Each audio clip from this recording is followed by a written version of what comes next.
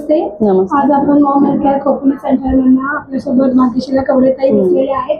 त्यांना थेरपीला येण्याच्या आधी भरपूर असे त्रास होते, पण आपल्या थेरपीला आल्यानंतर 15 दिवसांमध्येच तिला खूप छान अनुभव आलाय. तो कशामुळे तिला अनुभव आला आपण तिच्याकडनं जाणून घेऊया. ताई नमस्ते.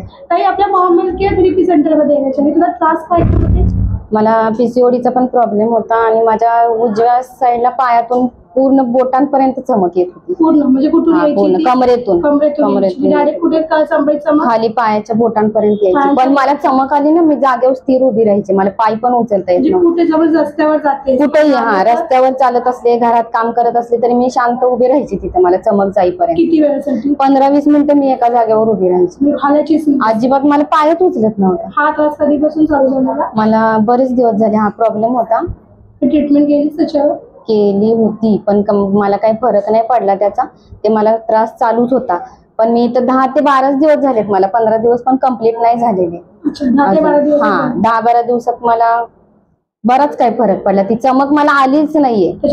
आलीच नाही. कंटिन्यू चालू शकते सगळं काही. आणि मला पिरियड जो येत होता पीसीओडी मुळे 1.5-2 महिन्याने येत होता, पण तो आता मला 15 दिवसात आला. आता मग ते पिरियड येण्यासाठी तू काय करत होती? मी मेडिसिन घेत होती इथे डॉक्टरांची. मला जेव्हा मी गोळी खाईन तेव्हाच मला पिरियड येतो. अच्छा, हे कधीपासून चालत होता? मला तरी 2-2.5 वर्ष झालेली मला तो त्रास होता. 2-2.5 वर्षापासून? 2-2.5 वर्षापासून तू गोळ्या खाते पिरियड येण्यासाठी. समज एखाद दिवस ती मिस केली नव्हता. मग त्याच्यासाठी तू म्हणजे काय काय केले होतेस? उपाय काय केले होतेस? मी गोळ्या पण खात होते, कोण सांगल ते घरात पण करत होते. गरम पाण्यात हे टाकून प्या, ते टाकून प्या, ते पण केले, पण मला त्याचा काही फरक नाही पडलेला. पण मी इथं 10 ते 12 दिवस झालेत मला पिरियड आलेला आहे. आणि म्हणजे तुला असं पिरियड्स तू मला सांगितलंस की जरी पिरियड्स आलेले समजायचे तरी ब्लिडिंग जायच नव्हतं. पण आता मला व्यवस्थित एकच डॉट दिसत. हा, एकच. ते पण 5 दिवस, परत नाही. म्हणजे 5 दिवस एकच मला. हा, 5 दिवसामध्ये मला कशाची पॅडची काहीच गरज नव्हती. अजिबात नाही. मग आता मी आजपासून मला ब्लिडिंग होते. पॅडचा यूज करते. पॅडचा यूज होतो. अरे बापरे, खूप छान अनुभव आहे तुझ्याकडे हा, की आपल्या मॉम मॅटमुळे ही सुद्धा प्रॉब्लेम सॉल्व्ह होऊ शकतो. बरोबर आहे. तर जे तुला बघतायत, बरोबर आहे, जे तुला बघतील अशा आहेत म्हणजे टीनेजर्स आहेत आपल्या, बरोबर आहे, नवीन पिढी, ती त्यांना सुद्धा हा बहुतेकांना प्रॉब्लेम येणार आहे. बरोबर आहे. खूप जण हा प्रॉब्लेम आहे की आजकाल गोळ्या खाल्ल्या तरच येतो पिरियड्स. बरोबर आहे. मग त्यांना तू काय निरोप देशील? नाही, हे मॉम बेड जे आहेत ना, त्याच्या भरपूर काही रिझल्ट चांगला आहे त्याचा. पीसीओडी साठी तरी भरपूर चांगला, मुलींसाठी तर खूपच छान आहे. कारण भविष्यात जाऊन त्यांना ते पुढे व्हायला नको म्हणून हे एकदम छान आहे.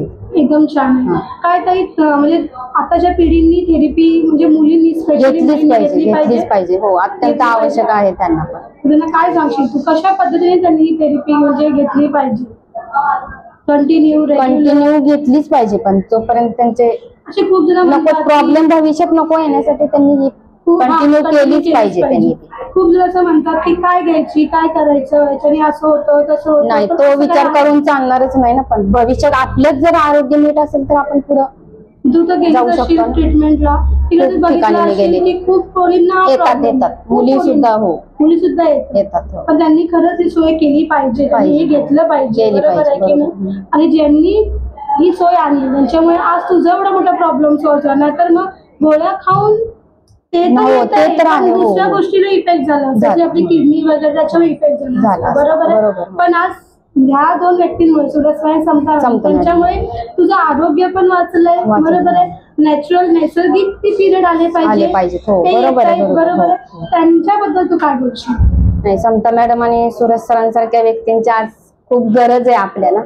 ते आहेत म्हणून आपण खरंच, मला तर वाटतं ते आहेत म्हणून मला खूप उशिरा भेट झाली त्यांची.